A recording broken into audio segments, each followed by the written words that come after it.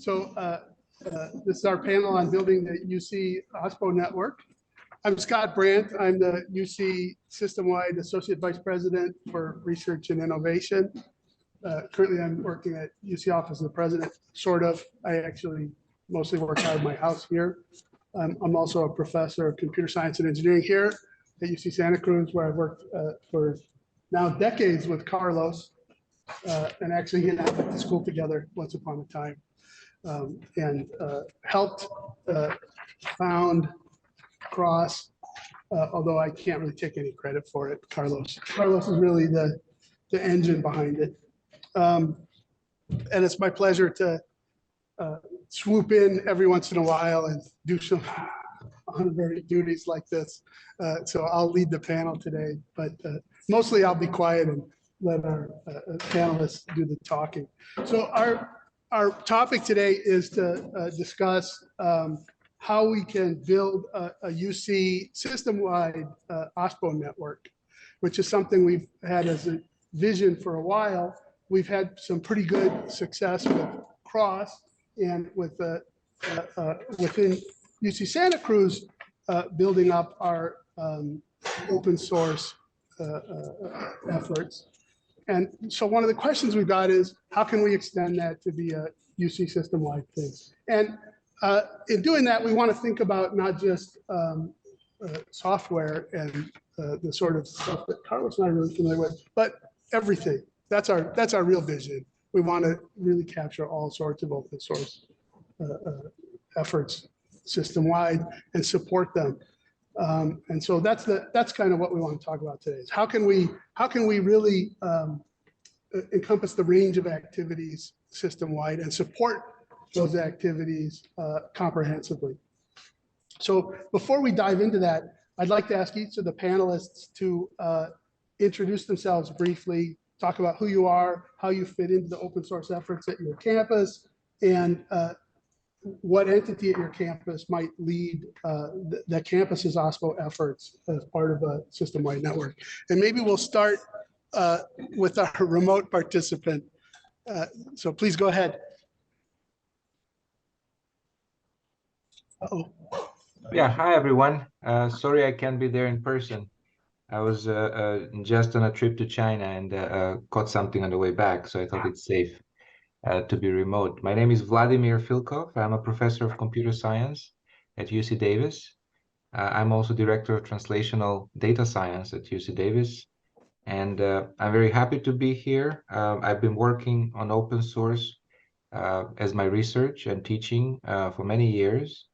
For the past 3 years, I've been the primary PI on a large NSF grant, whose aim is to understand how open source software projects become sustainable, and in the way of doing so, develop methodology to be able to help nascent software projects do the same. My understanding is that the library at UC Davis will be the carrier of this project for UC Davis, and I will be contributing significantly. Thank you for having me. Excellent, thank you.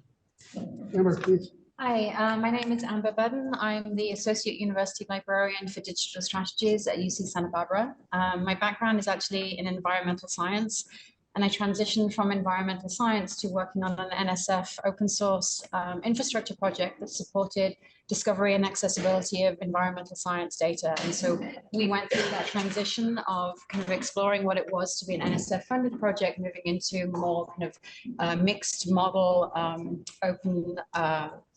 mixed model funded open source project. I transitioned into the library just over a year ago, and so within our group we have curation teams that support researchers in open data and open science, open scholarship practices. And I was introduced to the idea of OSPOs by Stephanie at a presentation last year at CNI, and so UC Santa Barbara became interested in this. And we've been having conversations across the Office of Research, within the library, and also within IT department to be able to understand the landscape of open source projects within UCSB and how we can develop an OSPO to support researchers on campus. Thank you. Hi, Adam Tilghman from UC San Diego. I work with our Academic Technology Services Unit within Central IT.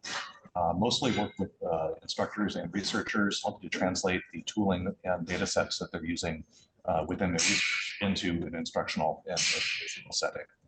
And part of that is having to develop some familiarity and capability within our teams to work with those tools, and that's where I think open source really can play a role, and standardization on tool chain earlier in the example. So this OSPO effort at UCSD is going to run out of our library, out of our research data curation group, and they already have experience handling research data and also the helping to build community within the campus on the software carpentry side. They lead that effort. We really see an open source program office complementing research and the community data curation and the community building that's going on within the carpentry centers led by the library. Very good. Hey, I'm Tim Dennis. I'm the director of the Library Data Science Center at UCLA. I've had stints at UC Berkeley and at UCSD, so which is really nice. There's a large community effect through the UC system, I think, that we can build upon. I'm the lead for the UCLA Carpentries. And I'm a certified instructor. I'm also an instructor trainer. And they have a new kind of category is lesson development trainer. So we train people how to build lessons in the carpentry's pedagogical style. And I'm also a curriculum advisor. So we recently got a grant from the MLS, which is the federal library grantor, to incentivize writing lessons for librarians to teach them about open science. So we're currently engaged in that process, and we're funding other librarians to write these lessons. My background in open source, open science came really through getting involved with Berkeley Institute for Transparency and Social Science, which is really concerned about open and transparent and reproducible work in social sciences. And through that, I became involved with the Open Science Framework, and I'm an ambassador with that. And at UCLA, we envisioned this being led through the library, through my unit, which is the Data Science Center. And that we support the full life cycle of from acquisition to preservation. We run a local data repository that is Dataverse based. We also support the UC1, which is Dryad. We offer training through the carpentries, and we data science tools, techniques. We promote open source as much as we can through the instruction. We work directly with researchers. They can come to us like writing some analytic code, but they're really going to write an R package. It could be packaged and submitted. So we walk through all these aspects. So we like to build on that, the community building, and provide kind of a next on campus for doing our OSPO. So we think it's a good match for each of us. Right, my name is Maltzahn. I introduced myself already earlier, but for the people who just joined us, I'm a faculty at UC Santa Cruz at this Science and Engineering department. I joined the UC Santa Cruz in 2005. I was working with Scott Brandt actually in the storage systems, and was very lucky to be paired with a very gifted student. His name is Sage Weil. And out of that project that was originally just a summer project evolved CEF. And CEF is a open source storage system. It is the first general purpose open source storage system that eventually became last year part of the IBM storage systems portfolio, and have been actually a very successful and very strategically important system for the industry, especially the component makers. And so that led to making storage systems, reliable storage systems, much more affordable. And so and its open source community led to the fact that Ceph is now also running most of the storage in the national cyber infrastructure and also international cyber infrastructure that we depend so much on when we want to have promote open science, right? So the most of the data sets, open data sets, are stored on Ceph systems. So this is actually really important. But the other effect that Ceph had was that SageWire became very wealthy and gave us $2 million to start introducing structures in the university to promote open source software. And so the Center for Research in Open Source Software was a direct outcome of that. And then based on the success of Cruz and the help of Jacob Green, as I mentioned earlier, of OSPO++, we realized we need to really transcend Cruz to OSPO.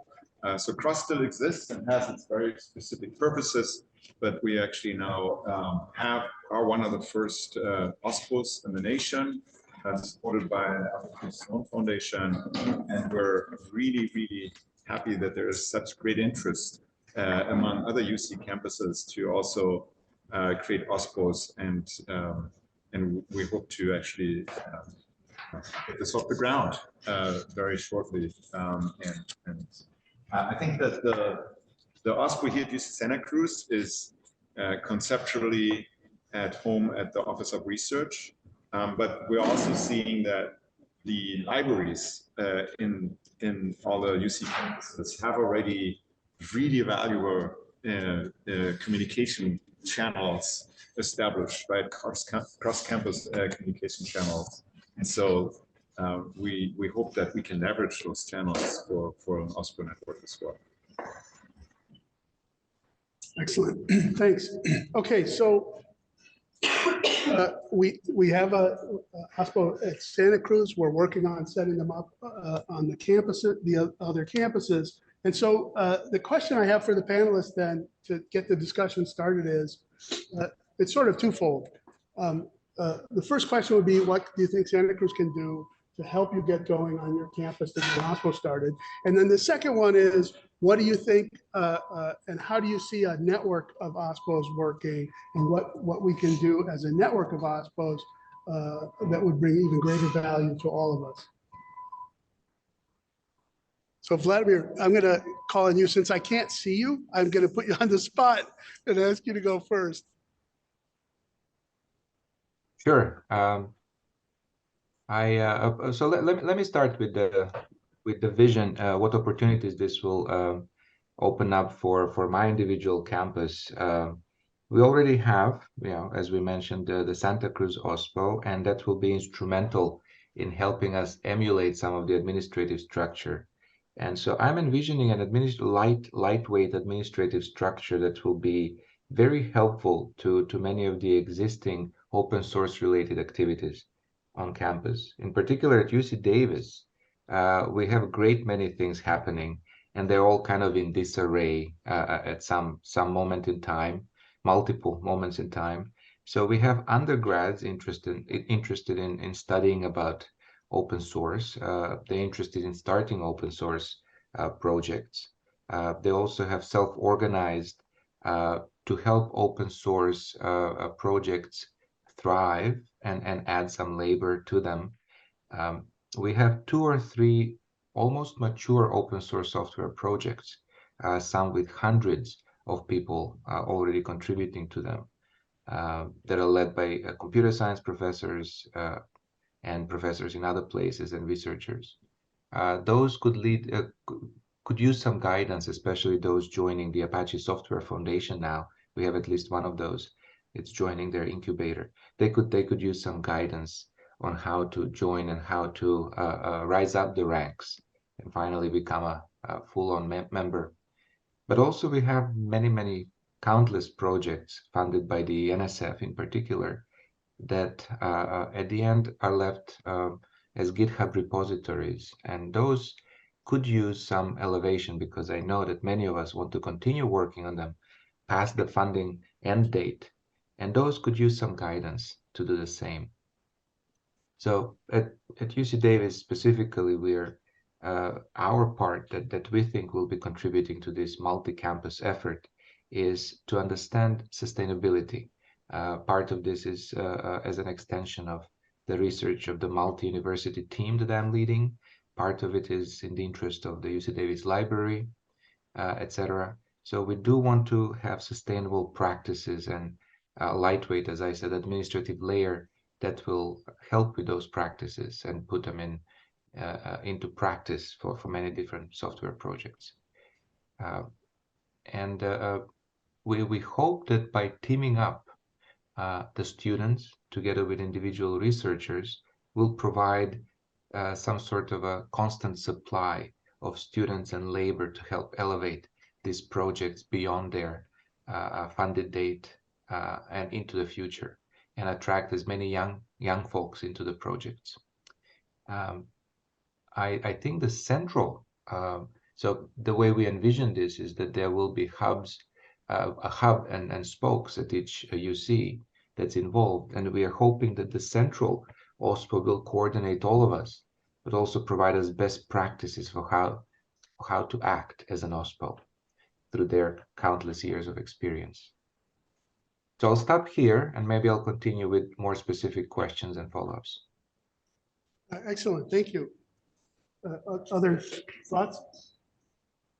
Yeah, I think akin to Vladimir, we would benefit massively from the experience that UCSC already has in terms of developing an OSPO, understanding the organizational structure, and also understanding how we can leverage organizational structures and networks within our own campuses. So, one of the challenges with setting up something like this would be resources available to do it. And so being able to leverage resources that already exist on campus and networks that already exist on campus and be able to build those communities to inform the development of the OSPO, I think is really important. I think one of the benefits of the network approach is that each campus is different, has its own kind of flavor of community, but what we're trying to do is going to be similar across the campuses. And it'd be wonderful to have coordination of that versus all of us going at it from a slightly different tangent and then trying to kind of build the whole picture, but having started off separately. And so I think the value of the network, and I'm thinking, just the simple task of understanding what open source projects exist on the campus. This is something that I'm endeavoring to undertake, but it would be wonderful to have a best practice or a process so that we're all counting our beans in the same way. And that way we can have this UC-wide vision of what is available and what research is coming out of UC as a whole, as well as having a deep understanding on our individual campuses. And I think that, within the landscape analysis, that kind of best practices coming from the network would be fantastic, as it would be for education and training and sustainability and some of the other things that we've been talking about.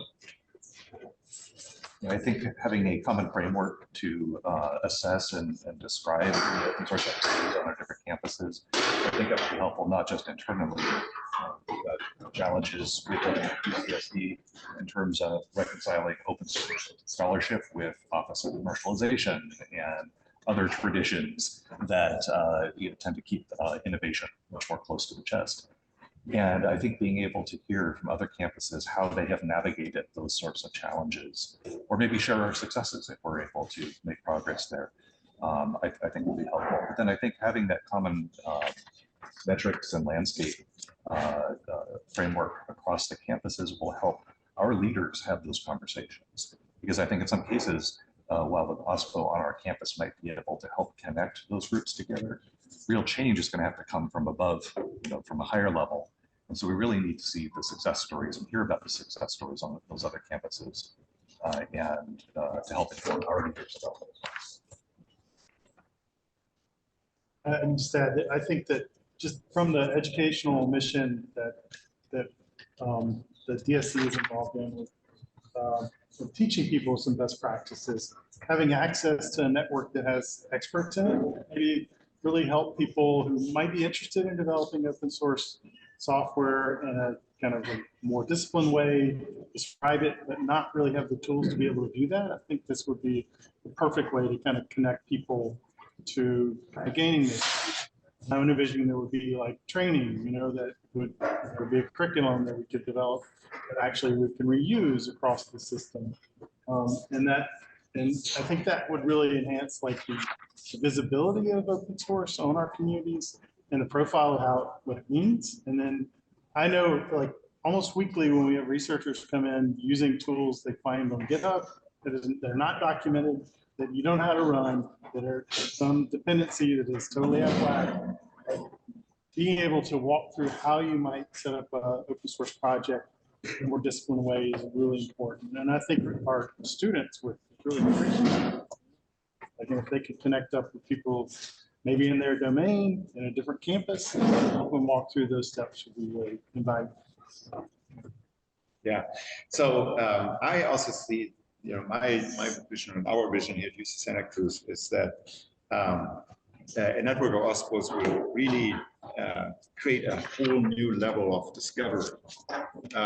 And these discoveries can mean many things, right? So we will create data sets, for instance, by, just finding the extent to which researchers are engaging in open source projects.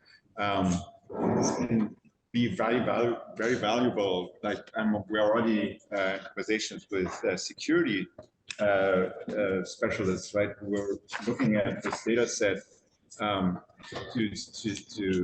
to study the software supply chain security within the university, something that nobody knows anything about, right, at this point. And so, and yet it's actually one of the main occupations of OSPOs in industry, to look at the security aspects and the threats and the risks that their dependence on open source basically pose. So I think there's a tremendous amount of discovery. There's also, we can have these common data sets, common standards on how we discover these things and help each other. But then each campus can sort of create their own scientific endeavors on top of those data sets, right? Depending on what their faculty is interested in. And I think there's so many ways of looking at these data sets, and then also informing the people who collect this data of like, how can you further enhance these data sets, right? So I think there is the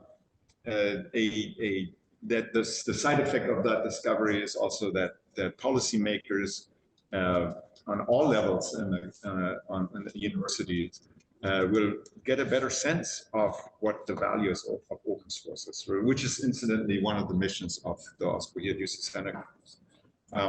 The other thing that we are already discovering, because our programs that we established at the OSPO and UC Santa Cruz are very much designed to discover project, is the need for mentorship training. So I think there's, Emily pioneered this actually. She came in as when she applied for the incubator fellow position at the OSPO. She didn't actually fit our call at all. It was sort of like designed for people who have a research product, now create a research community around that research product, right?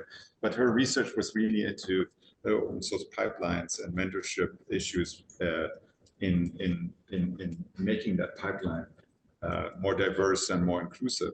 And so we felt immediately that our call was actually faulty and not her project. And so we included her, and we're really glad that we did. And so I think she identified very strongly that there is this need for mentorship training among mentors who do summer student training, for instance, or are paired up with summer students worldwide. And so we definitely want to incorporate that. And then we find that there are all kinds of resources to do that right on campus. And so this is the kind of discovery and connectivity that we're creating with these efforts, that we can now suddenly bring communities together in an otherwise very siloed environment at the universities. Excellent. Yeah, I just wanted to add to that just for a second, that the other UCs other than UC Davis have wonderful platforms of their own that they intend to work in and pursue as a part of this UC-wide OSPO. And I'm so happy to hear about existing educational approaches and mentorship from UC Santa Cruz, open data initiatives, also reaching out to industry from Santa Cruz. All of these will be essential for us to conduct our own thing. And I think establishing this network of overlaps between the OSPOs will be essential to elevate this into something that it's not just individual tasks split 5 ways, or but into something that's whole and that exists and is bigger than the sum of its parts. And I'm happy to see us all collaborate towards that. Thanks. So from this discussion, I actually see a pretty powerful argument for a system-wide OSPO. And I like the idea of a hub and spoke, because obviously you need support on the campuses, but there are quite a few things I think that can be disseminated from the experience we already have at Santa Cruz and perhaps supported centrally instead of replicating them everywhere. And so that actually is a pretty powerful argument for what we're trying to accomplish here. Maybe we can, let's look at the second question then about programs. And the question is, which activities would most likely be championed by your campuses as part of this network? Thinking of it not just as a hub and spoke, but also a network. I guess the question is, what would maybe the focus be on the individual campuses? And so what activities do you see your campus championing? And then what activities do you see elsewhere that you'd like to leverage, aside from what we've already discussed? And we don't have to go in order, although we did that before. So feel free to jump in. Well, since I already started kind of with telling you about our efforts in understanding sustainability of open source and trying to connect the components at UC Davis towards that goal, providing a pipeline of students and faculty and researchers, elevating a research software into open source software, and making it sustainable, or at least following the principles of sustainability. What we are finding is that as we are using AI methods to understand sustainability, we are finding that many of the models that we are building are actually transferable to other data sets, to other projects with the same principles. So we are encouraged that such principles can actually exist and best practices can be developed. So we are very, very hot on pursuing this further. And so part of our OSPO will be implementing the research findings, not just from our group, but all around. But also, as I said, overlapping with the activities from the other OSPOs, especially Santa Cruz, on training and on outreach to external entities, which is going to be essential if the OSPOs are eventually ultimately perceived as being able to stand on their own in a large part. So I'm going to stop here. Thank you. Yeah, I was going to say at Santa Barbara, I think, I mean, certainly we're very active in the carpenters community in terms of delivering training and also contributing lessons. And I think that area is ripe for growth around lessons around open source and best practices. And I think that is an area that we will continue to be active in. And I mean, if champion is the right word, that is certainly something that we will be promoting across the campus. We've recently developed a research community focused on computing and data across campus. And so we will look to that group, that network, to provide guidance on the types of lessons, types of materials that would be valuable. But I think one of the things that I don't think we have expertise in at present, or at least we don't have an active program, but it's certainly something that's an emerging need on campus, is the sustainability piece. And not just in terms of the mentorship and training so that open source is sustainable, but in terms of the significant investment that is made in research activities on campus that then have a shelf life that is determined by the length of the grant. And so, you know, I have experienced the situation with funding where you're told be sustainable. What does that look like? It looks like having a really, really engaged engaged open source community. It looks like getting funding from elsewhere, and it looks like charging membership. And so when you're told to charge membership fees, you know, I've seen projects fail on that front. And so we have a number of projects on campus. We've had people come to the library because another recommendation is get your institution to adopt it. The library is not in a position to adopt and take over the code for all of these projects that have run out of federal funding. And so thinking about sustainability of an investment that has already been made and helping researchers and faculty that didn't necessarily have the mentoring and training up front to think about this, but develop a pathway for sustainability, even if that means deaccessioning content, but preserving it appropriately. So making a plan for future accessibility and preservation of a project if the life of the project has ended, or a pathway for continuation and sustainability. And I think that's a need. It's not something that I'm ready to champion because, as I said, we don't have the expertise, but that's where I would really value the expertise across the network to be able to develop some mentoring, some guidance, some information, some programming that we can distribute across campuses. And this is where I think the collaboration with Office of Research is really important, because they know about these projects at the outset. The library often finds out about them later on in the day. This is an excellent one. Carlos and I have had many discussions about this, the amount of outstanding work that gets done in universities, and then the student leaves. Yeah, and let me just jump in here. So I think that, you know, one of the cool events that Vladimir organized recently was the sustainability event at the Internet Archive. And it actually gave us the opportunity to talk with the founder of the Internet Archive to talk about actually preservation issues of software, right? And so they have pioneered in many ways, you know, by archiving the internet, which is something that you know, just try to wrap your head around that.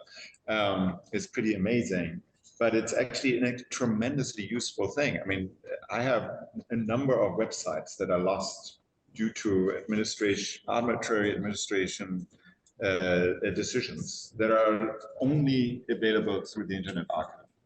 Right, and those are really valuable for like historic reasons, and that's just a small example. But there is the Internet Archive, I think, is one of those institutions that has an amazing knowledge, sort of like this point, and I think they're very ready to work with universities on all kinds of interesting challenges that arise from archiving data sets, you know, for instance, creating the metadata for data sets. It is often a manual process, but with new machine learning techniques, you can actually automate a lot of that. And that's actually not only cool and exciting, but it's absolutely necessary to scale the task of archiving a lot of these data sets in a way that makes them more valuable over time. So I think that's, yeah, I fully support that, and I love really what you did, Vladimir, by creating that event. I hope there will be more.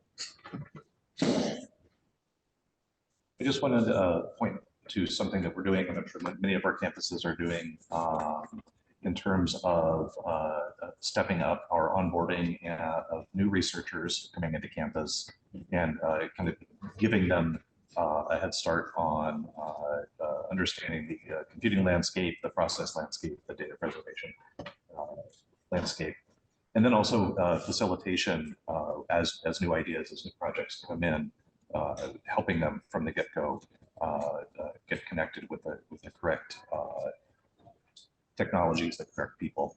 Those are, in my view, those are really being driven by the compliance concerns of the university. And I think that has shown that the concerns at that level can create the resources that are needed to handle one step of the research life cycle. I think what we're talking about is sustainability. I think by gathering the data and being able to articulate the scope of open source usage and really the risk to the university and to future innovation of not maintaining, of not finding a sustainable paths to maintaining and keeping these packages. We will, we can show the risk and we can show the potential benefit from additional resources.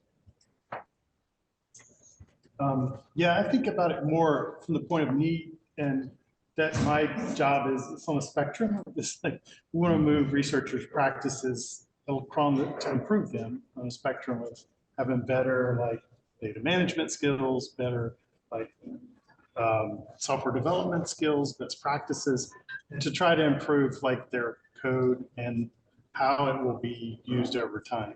Now, that's not getting into the sustainability as far as an investment of a large open source project, but some of those are developed ad hoc, like Jupyter Notebooks. I was on Berkeley campus when all that stuff happened, and it took off, and there was definite interest in the community supporting that over time, and it became significant investment.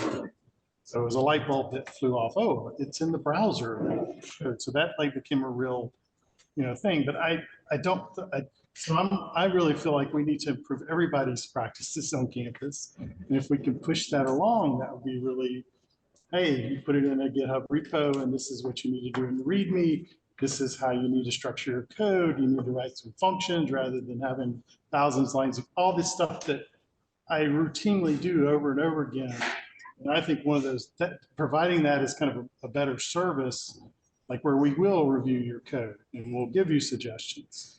Like here's some experts in your domain that is working in this software development. That seems like that would be real practical, and it's something that we can do on the ground, and we're already kind of doing.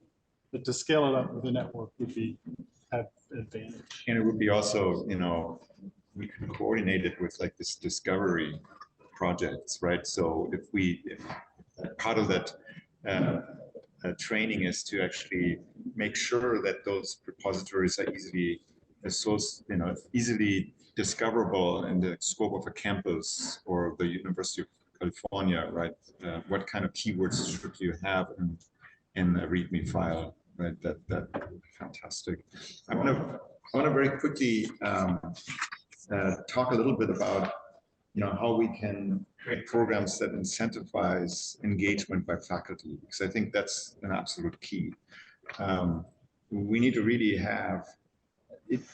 really provide obvious value to faculty all over campus, right? And so it's actually easier to grow a program across many campuses than within one campus, because to get the whole campus on board with open source there are many areas that are not really that connected to open source software, right? Or there's no obvious value of open source software. But if you grow across campuses, you find very quickly the ones that are very connected to open source software. And so I think there is sort of like this point where you have to find value or identify value for faculty to engage. And one of the things that we found very successful in our program, the Open Source Research Experience, which is a summer program that leverages Google Summer of Code, but also other outreach efforts and funding sources. We really have this worldwide summer program or summer student program. And that is, it is becoming very clear that ChatGPT and other generative AI tools are now being used in the application process of students worldwide when they apply to universities. And so they can actually blast out thousands of applications. And UC Santa Cruz has this funny position that it's not a very highly ranked school. We don't compete, when we see excellent students, we can sort of assume, yeah, that's like part of their target universities. But when they get an offer from UC Berkeley or from Stanford or from University of Wisconsin, Madison, just to talk about computer science and engineering, right, we have no chance. So we have to find students that are exceptional, but don't come necessarily from like institutions where they can easily be recognized as excellent students, right? And so we actually found a way through this open source research experience is a completely new way of finding really good students. And I can say that Jajit Chakraborty, who is there, is a great example. He's like a superstar student in my group. And he was basically is coming from a no-name institution at India. And I had actually trouble finding a second reviewer for his application. But I knew from him, from working with him over the summer, that he is an excellent student for my group. So he would have been completely ignored, you know, the typical application process. But we know, you know, from actually the open source research experience that he would be a fantastic candidate. And so this is now a much better way of finding students when you actually get a chance to work with them and to bond with them than to just rely on these ChatGPT generated applications that look every year more similar.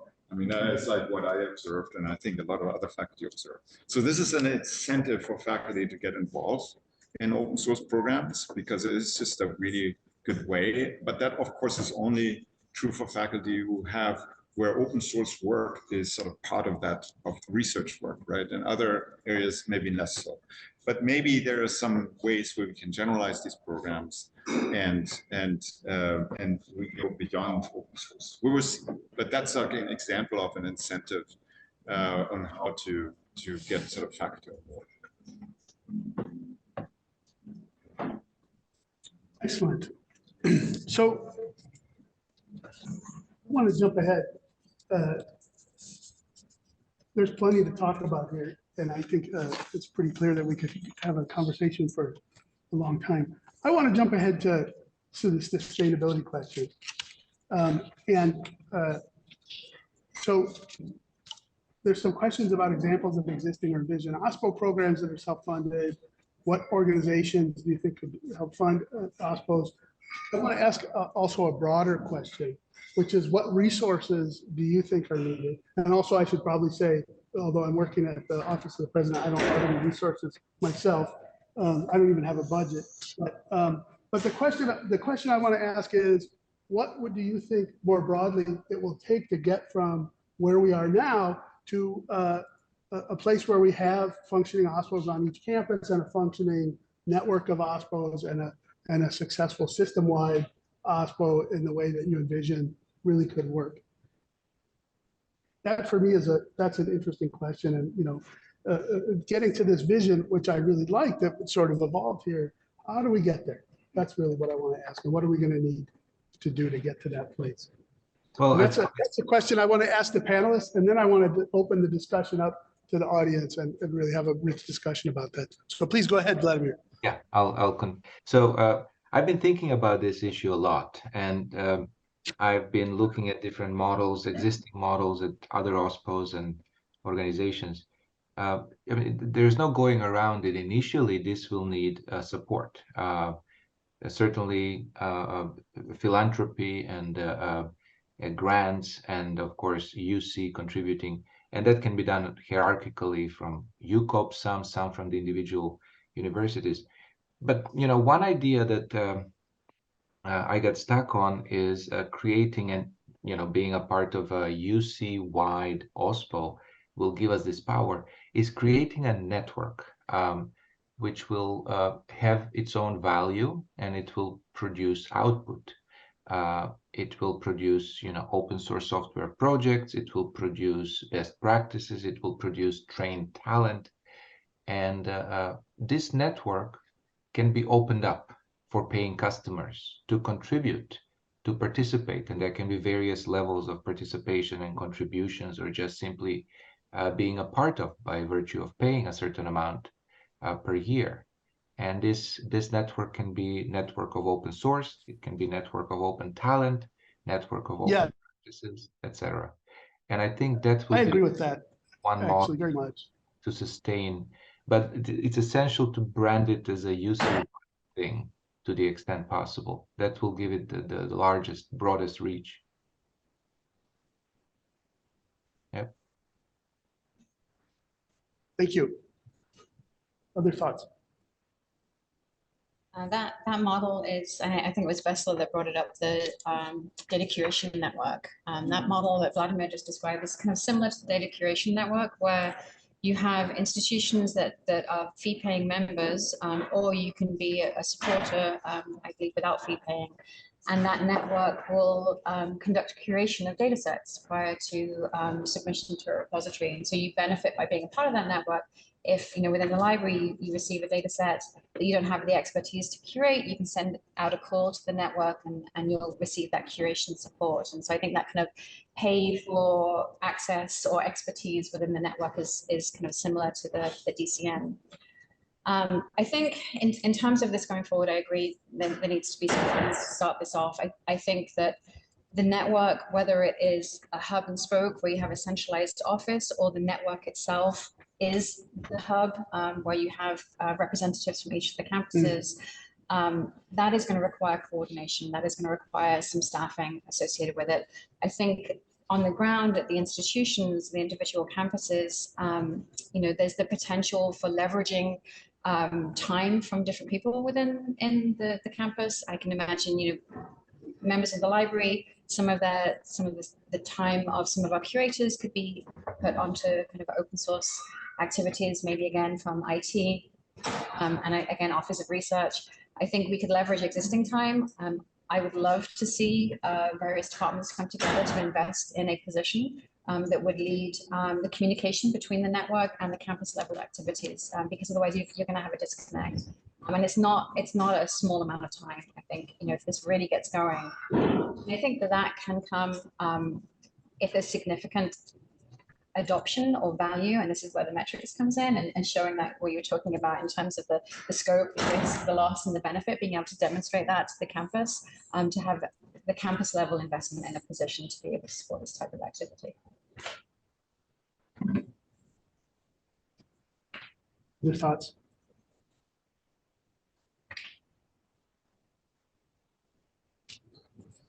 Yeah, I think I think much as we fund infrastructure, either for facilities or libraries, there's a common benefit that can be demonstrated. I see the at least the basic structure of the OSPO being centrally funded, because I think we see open source and we see whether it's an open data, these are being incorporated and used across many disciplines. I think it's very difficult for us to set up a structure where individual projects within our institution would be asked, or even individual departments. I think in the long run, it's going to be seen as a utility, as something that is necessary to keep the institution running, just as the library is. We need to get there, and it'll take some time. So one thing I would say that as like a previous keynote said, that software is a critical component of research. It really should be recognized that with increasing recognition of how you curate software for long-lasting effect, and that really needs to be funded by the university. I totally agree that as we are funding data curation, we should be funding these software activities. Like the DCN, I think part of their membership structure is you give time back to the network. That should be part of it, right? I also like the idea of that membership thing, because libraries are really good at membership. I mean, as far as like we're a member of the Carpentries. We're not a member of DCN yet, but we want to be. So there's like a very familiar model. So yeah, and I think, but ultimately I think it's going to be multiple sources of funding. Foundation funding, you have to be, our own funding, and also systemic funding from the UCs to get this going. Yeah, I think that ultimately when we started the OSPO, or thinking about the OSPO, I sort of envisioned Stephanie and I envisioned the OSPO being sort of between the IP office and the research development office within the Office of Research, right? Because in some sense we are actually kind of working with both institutions, right? So and we're sort of in the middle between. So we definitely do a development. We have a development role, right? it's the research development is about writing proposals, maintaining proposals, or grants, and sort of helping to keep faculty out of trouble, but then also to raise more grant funding. We would then help to connect those with open source software practices, making sure that there are,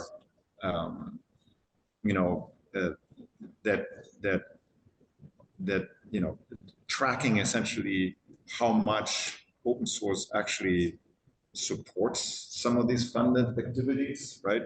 And so, and then we can sort of infer also how an OSPO would be evaluated, right? So research development, and Scott can correct me if I'm wrong because he's much more familiar with this, but in my understanding is research development is, the value of research development is basically tracked by the amount of funding that they help to raise, right? So it's not a cost center in terms of a service, it's actually an evaluation by the kind of money that they help get sold, right? And so that's, and we can sort of like see the OSPO as something where the OSPO gets evaluated by how much funding is raised that has to do with open source, right? So and if you look at sort of the NIH funded projects that we have here at UC Santa Cruz, that goes already into the millions, right? They can hire entire teams of software engineers to build infrastructure for worldwide genomic research. And so, and you see sort of the NS National Science Foundation kind of moving that a similar direction with their new directorate, the what's it called? Yeah, TIP, right? Technology and Innovation Partnership, I think it is. Pardon me? I think it's Technology and Innovation Partnership. Yeah, Technology and Innovation Partnership. And so that directorate is essentially explicitly funding staff, right? A lot of the programs are not actually funding students, it's funding staff, it's new staff that is supposed to be hired for these new purposes that have to do with technology transfer, new forms of technology transfer, for instance, like the pathway of open source ecosystems for open source ecosystems. So,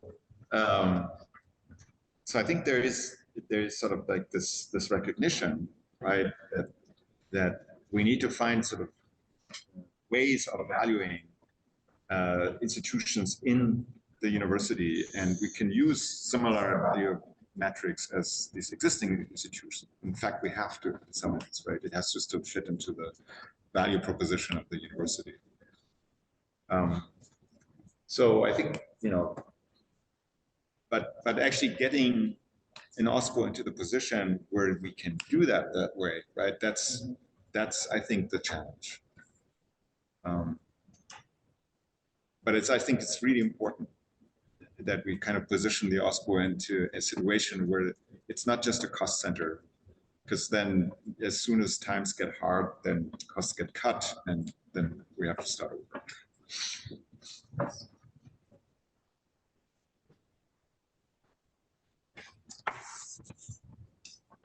All right, well, I'd like to invite the audience to add comments, ask questions, whatever you have. There was a comment online that Sam from UC Berkeley said, Sam, did you want to comment?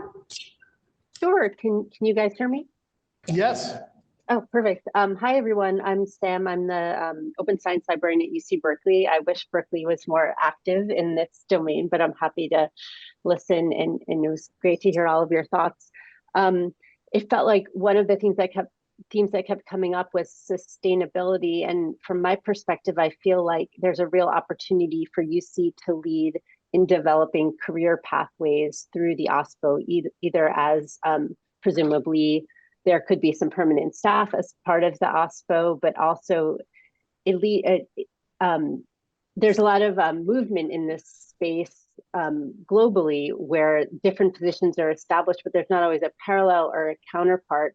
But here, developing a network all at once and giving people both a position title and a clear path for advancement would lead to a sort of more sustainable piece where you have staff who are permanent, who see a way to stay, and who could help and support projects beyond people who have to leave when a grant cycle is over. So I put a link in the chat to a report that came out recently about career pathways for research software engineers, and that's just one model. But I do think there are interesting opportunities out there for us to have parallel series, particularly as we're talking about all UC, having that kind of the connection across campuses where people have similar roles, similar opportunities, and counterparts to interact with would be a nice way to go. Thanks. Thank you. Other thoughts? Just throwing out an idea here. Some thoughts. Supporting software costs money. It's very expensive. And with few exceptions, successful open source projects end up backed by someone who sells that support, whether it's Red Hat or whoever. And as you pointed out, Carlos, we need to find a way to make the OSPO a profit center. I think about how high performance computing is consumed and paid for in the research community, right? Very expensive machines, expensive to build, expensive to maintain. They're used by a wide variety of researchers who in no way could afford to do that on their own. They need to consume that from someone else. So, I've got a good friend who's at the National Leadership Computing Facility in Oak Ridge.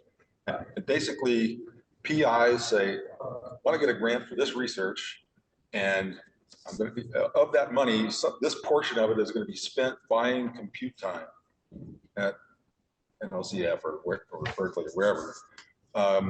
Why can't the OSPO become a seller of support services, or even open source, or even software as a service, in the same way that the labs sell compute time?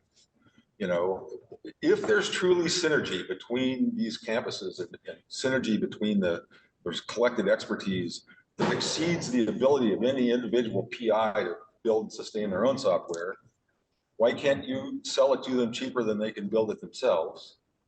And you say, okay, if you want to run, whatever the compute package of the day is, we've got that. We'll deploy it for you. We'll support it for you. It's going to cost you this much, and you need to feed us that fraction of whatever your grant is. And I think that actually that money comes directly from the grantee. It doesn't go through the PI, but that's a detail. Anyway, that's just something to throw out to in the spirit of thinking big. You want to comment on that? I guess the only, and again, I'm coming at this from the IT and administrative side, but I wonder, I think an OSPO would need resources, maybe not in perpetuity. We can discuss retiring and reserving packages, but the time frame that we're talking about for support extends beyond the scope of these grants. Of course, and just as the time frame for supporting a large-scale computer system extends beyond any one user, it may live for 10 years and then be decommissioned and replaced and so on. And there's an ongoing creation and maintenance of a resource there that is then sold to researchers far and wide. Find some way to express this as a combination of a capital investment, yes, and the ongoing operational costs. There's a big upfront capital investment, no question. And so you have to stick out your chin and say, okay, just as the compute facilities do, we're going to build a big facility here. We're going to staff it in perpetuity, and we're going to run it, and it's going to be net profitable by selling its services to PIs. To some extent, Emily. Oh, I was just going to build on that. So I did the first few years of my graduate work at the MIT Media Lab, which is funded by consortium funding.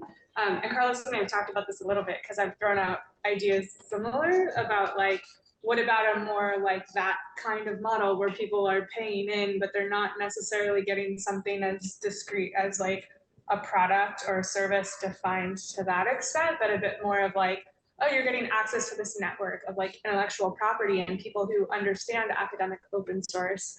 And I think a model like that maybe wouldn't work great for like just UCSC, but if the whole UC system has a network of OSPOs, like academic OSPOs are pretty novel at this point. Like that could be really powerful, that people would have access to, like, if you're a member, you can schedule calls with these people, you can make requests and have sort of prioritized requests for maintenance or features on projects that you're relying upon, that kind of thing. So I don't know if that's realistic or not. I'm not like a money person, but I think that with a UC-wide system, with like different campuses specializing in different areas, like that could just be really, really cool. Yeah. While some of you guys are having this conversation, it's amazing. In looking at some of the patterns of some of the other OSPO networks and communities out there, I would suggest a tangible thing to start. Learning from what the European Commission OSPO network has done, mainly nation states and cities. Realizing that building the individual OSPOs is going to take time to figure out the value proposition, what gets done, etc. That does not mean that you need to hold back in building the cooperation network between the entities. It doesn't not need to be done serially afterwards, it can be done actually from the beginning. And so what that group has done is it's come together. It is agreed that the cooperation between the nodes is important to build an actual network, not just a community, but a network that produces outputs. And they've mapped out 3 concrete, tangible things that that network is going to do. It's patterned off of 1, take one member's initiative and try to replicate it or scale it. 2, participate in a common challenge between the members. They all have common value in. This case, it's the idea of code swap, getting the different members to actually overcome the psychological reusing each other's stuff. Why am I going to put in time to use one member's nation stuff if the other, like, I got to have the other member nation to balance that out? And then the third one is a low-hanging fruit, in terms of looking at the OSPO in terms of an organizational API. Just then look at, can the different OSPOs collaborate on something that's not open source together? But using the OSPOs as that vehicle for innovative ways of looking at collaboration. And that third one is the idea of working together on workforce development. 3 concrete things, produce different patterns that we will learn from, and it gets you off the ground in short order. I'm just going to move in so I can make sure everyone wants to pick up. Sorry, I wanted to offer one model that has been that's out there right now. The New England Research Cloud, or NERC, is an example of what you're talking about, of compute that's being built out. The model is, you know, back channel funding, and back into it that way. And the NERC also, it's a Commonwealth of Massachusetts, multiple universities, public universities, private universities, they can group together. But within that, all the researchers that are using the NERC are getting access to technology facilitators, who are people who will come and help them get set up on the 2 different versions of the cloud, and in the process of teaching the methods. And like, so there's this perfect channel of, oh, and here's some materials about why open and how this and stuff. They've got these relationships that have been built. So that one's been pretty successful. And it's about, to Carlos's 10-year mark point, it's about 10 years since they started, since the first, you know, cloud under a desk where they were trying to figure out how to solve this problem. So one of the things I'd like to call out, sort of as someone who's worked in corporate OSPOs and not in university OSPOs, is that when you're thinking about sustainability, a lot of the discussion that happened today in the panel was about new projects, new research, new works, but you also have a sustainability concern around existing dependencies that your researchers are depending on. And a lot of times those are invisible. And so one of the things I would encourage you as a broad group to try to do is to get a better sense of where your existing dependencies are around open source tooling, and then share that information and come together and then identify where there's risk in those components that a combined UC effort could invest in. If you say, hey, we're all using Jupyter, then perhaps that's an area of focus that could be for the broader group, and that you could identify a couple of core areas where we say, in addition to obviously promoting new growth, we're also going to invest in improvements and sustainability around these existing dependencies. So, yeah, I like that idea a lot. It sort of like I suddenly realized, as you said, Jupyter. So we're always trying to hit up num-focus for money, but maybe it should be the other way around. That we show that we actually get support for num-focus from various efforts within the university system, right? And then have them work with us on some important aspects of this project. Okay, very interesting. Any other thoughts or last words? We're just about out of time. Great. All right, thank you all so much. It's an excellent discussion.